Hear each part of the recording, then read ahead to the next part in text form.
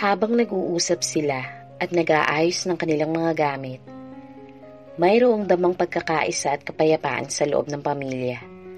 Alam nila na sa gitna ng mga pagsubok ng buhay, ang kanilang pananampalataya ay naglilingkod bilang matatag na tuntungan, nagbibigay sa kanila ng lakas, pag-asa at layunin. Sa kabilang banda, abala naman si Misha sa pagsuklay ng mahabang buhok ng kanyang anak na si Luna. Kahit tahimik lamang ito, isang malaking himala ang kanyang katahimikan. Sa loob ng isang linggo na pagluluksa ni Misha, hindi nagpakita ng pasaway na kilos si Luna. Hindi niya alam kung bakit, ngunit tila meron itong kinikimkim na diwa na hindi nito sinasabi. Bilang isang ina, kilala na niya ang kanyang mga anak at meron siyang instinct na sobrang lakas na tila may nagsasabi sa kanya na merong problema ang kanyang anak. Sa bawat hagod ng suklay, sa bawat titig sa kanyang anak, nararamdaman ni Misha ang pagnanais na alamin ang tunay na nararamdaman ni Luna. Kahit tahimik ito, ang kanyang ina ay mayroong kakayahang bumasa sa mga damdamin ng kanyang anak. Sa pagnanais na mapagaan ang nararamdaman ng kanyang anak na si Luna, handa siyang makinig at umunawa. Ang pagmamahal ng isang ina ay hindi natatapos sa simpleng pag-aalaga at pag-asikaso lamang. Ito'y patuloy na naglalakbay sa mas malalim na bahagi ng puso, handang magbigay ng suporta at pagmamahal sa anumang sandali. Handa rin siya at hindi mapapagod na bigyang payo ang mga anak. Gagabayan nilang mag-asawa ang mga anak upang hindi malihis ng landas. May problema ka ba, anak? Bakit sobrang tahimik mo naman? Hindi ako sanay na ganyan ang ugali mo, Luna, sabi ni Misha, at ipinagpatuloy pa rin ang pagsusuklay sa anak. Nothing, ma'am. Maigsing sagot ng anak. Ngunit si Misha, hindi siya kumbinsido sa sinabi nito. She can feel something. Is this what they call mother instinct? Anak, nahihiya ka ba na mag-open up sa amin ng daddy mo? Alam namin na 15 anyos ka na. Dalaga na. Pero anak, walang nakakahiya sa pagsasabi ng mga problema mo sa amin. Baka sumabog ka at hindi mo makayanan. Pwede mong ikwento sa akin at makikinig si mommy. Alam ni Misha sa sarili niya na ang tipo ng anak niyang si Luna ay hindi kaagad nagsasabi ng problema sa kanila. Madalas lamang nitong kinikimkim ang nararamdaman. Ayaw nitong maramdaman ng anak na wala itong kakampi at walang gustong makinig sa mga problema ng mga ito. Kaya hanggang maaari, ayaw nilang lumayo ang loob ng kanilang anak sa kanila. Sa kabila ng kanilang pagkakaiba, lagi nagtatagumpay ang pagkakaisa ng mag-asawa sa pagtugon sa mga hamon ng pagiging magulang.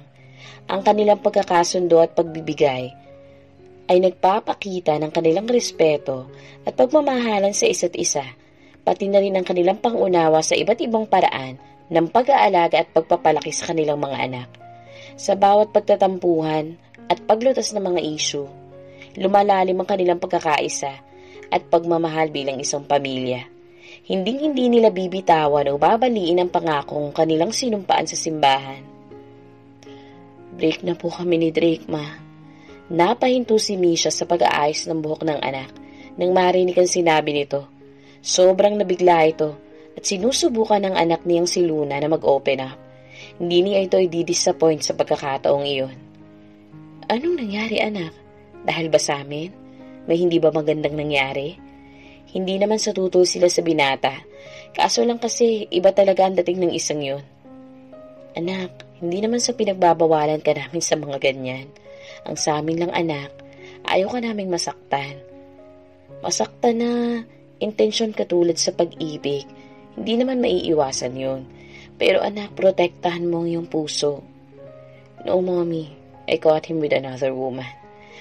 Akala niya ay pumiyok lang ang anak hanggang sa ma-realize niya na may kasama ng hikbi ang mga iyon.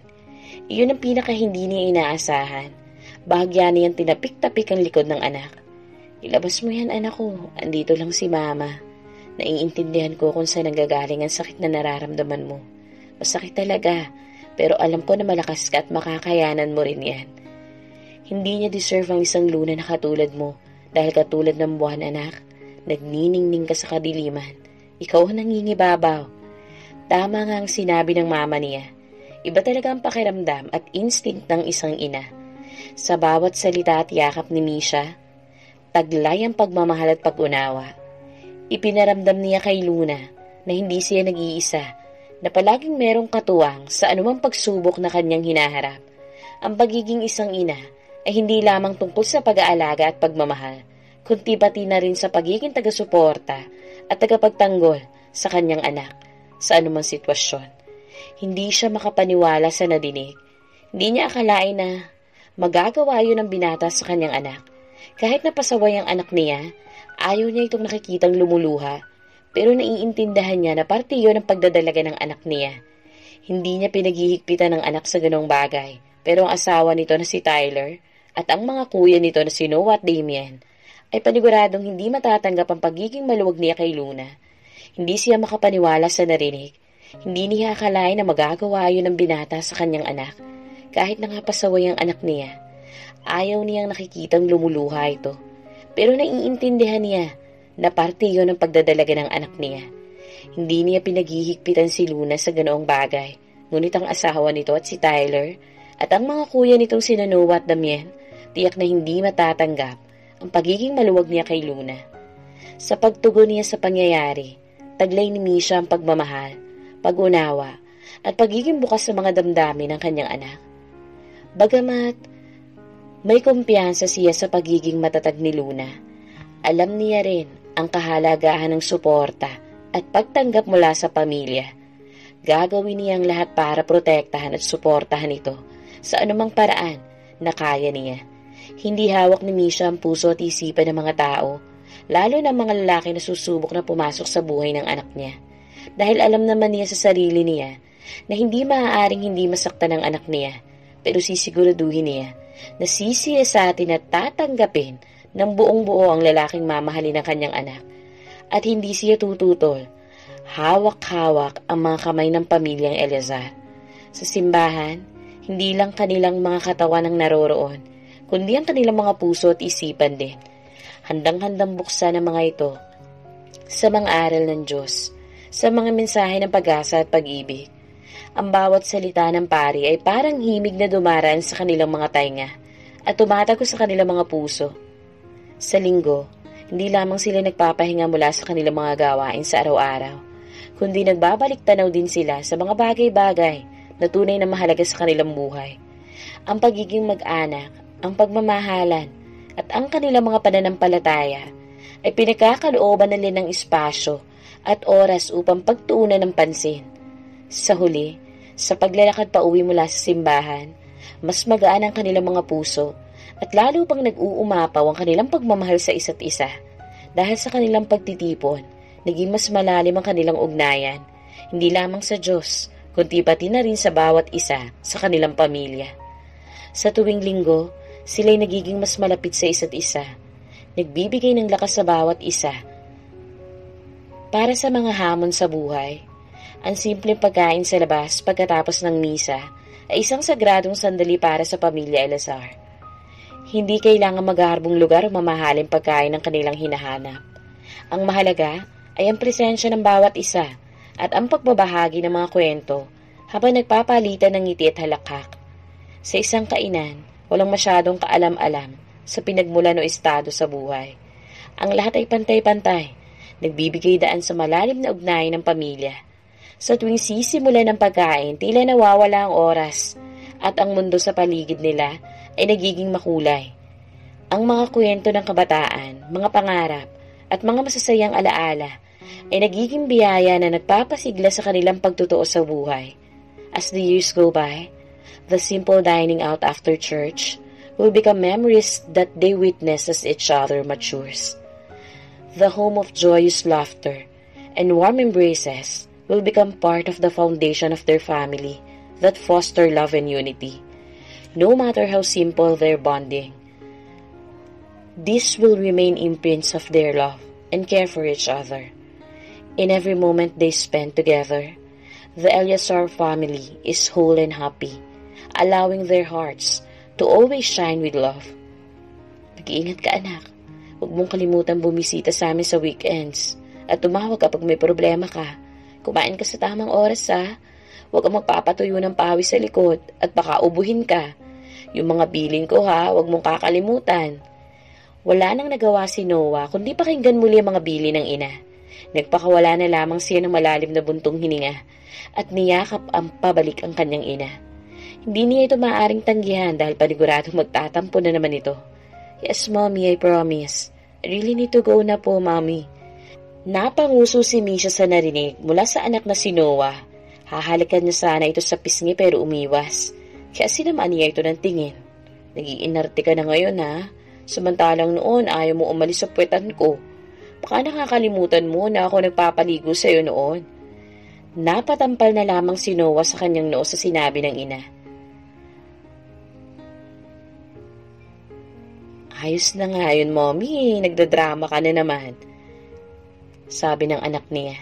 Napagtanto niya na minsan ang pagbabago ng mga papel sa buhay ay hindi maiiwasan.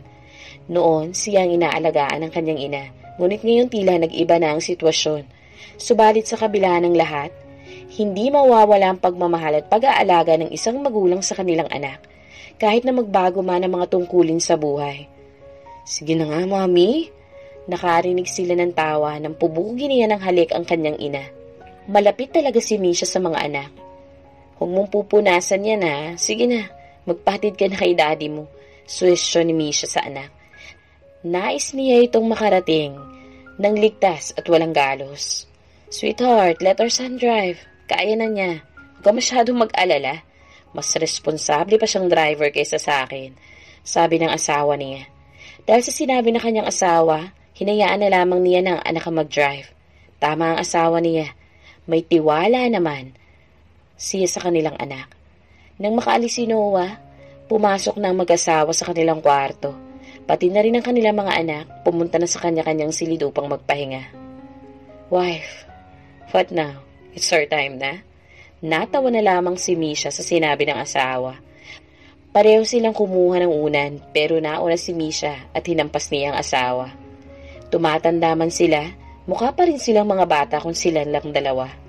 Get ready, wife. I'll take revenge and I catch you.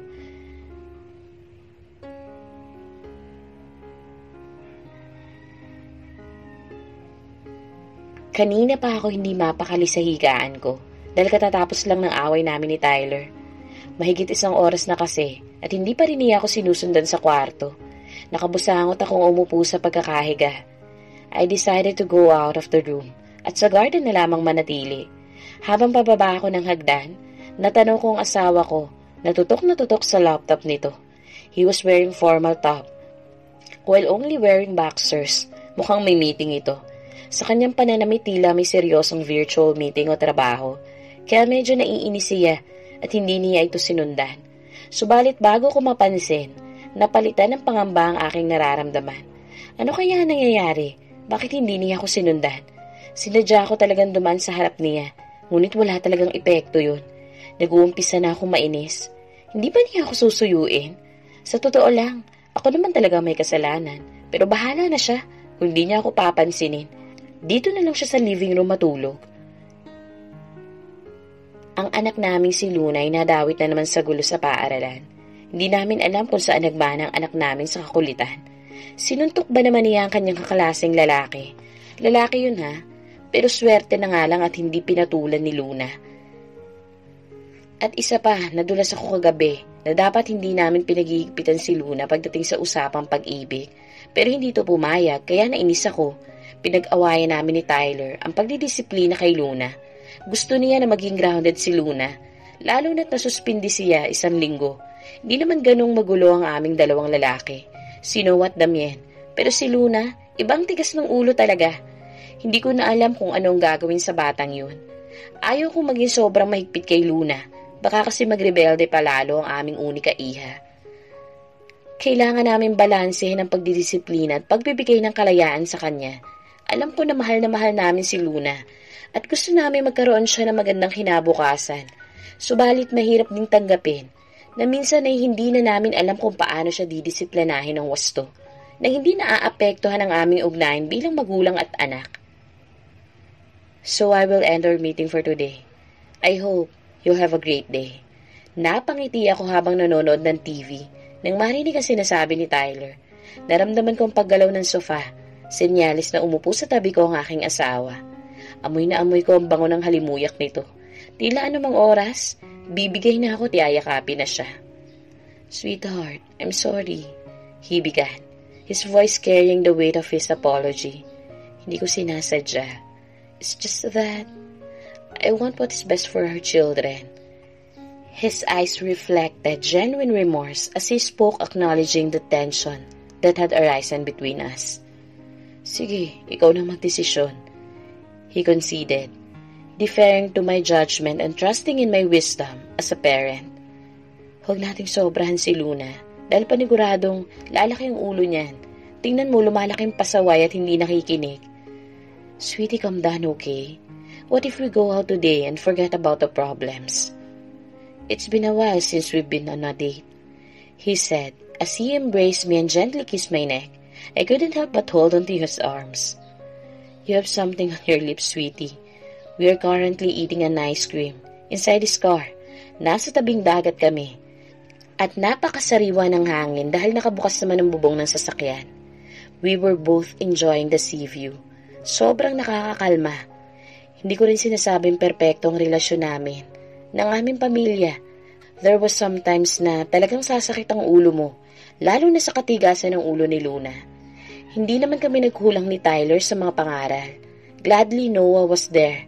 Takot sa kanya mga kapatid niya. He act more than parents to us. Nakakatawa lang kasi tiklop ang kambal sa kanya. Pasado 9:00 na ng gabi nang makarating kami ng bahay. I was startled to see our son Noah open the door of the house. His brows arched, and he looked at his favorite watch. "Do you guys know what time is it? Masyadong delikado ang umuwing gabi, lalo na sa matatanda." Agad ko itong hinampas sa sinabi nito. "Ouch naman, Mami! Hoy anak, para sabihin ko sa'yo, mukhang bagets kaming tingnan ng daddy mo, no?" Sige na. Kayo na ang pinakamaganda at pinakabata kung tingnan ng Mommy." "Bakit ba kayo basa?" "Damian, get 2 towel." Napatingin kami ng asawa ko nang asikasuhin kami ni Noah at Damian. Noah even make a coffee for us. Nagluto rin ito. Wala naman kaming gaanong katulong.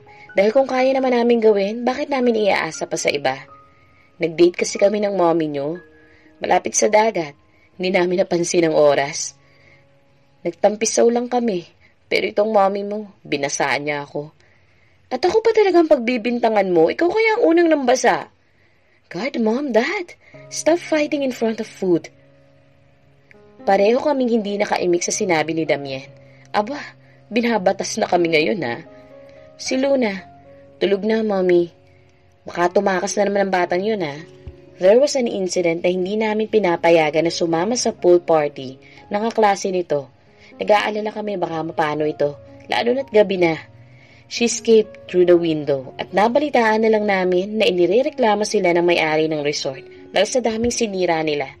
Don't worry, Mom, Dad. I already reprimand her about that.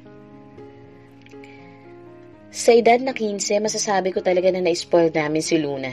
Pati ng lolo at lolo nila, as well with their auntie and uncle. Lalo na't nag-iisa siyang babae ng Eleazar.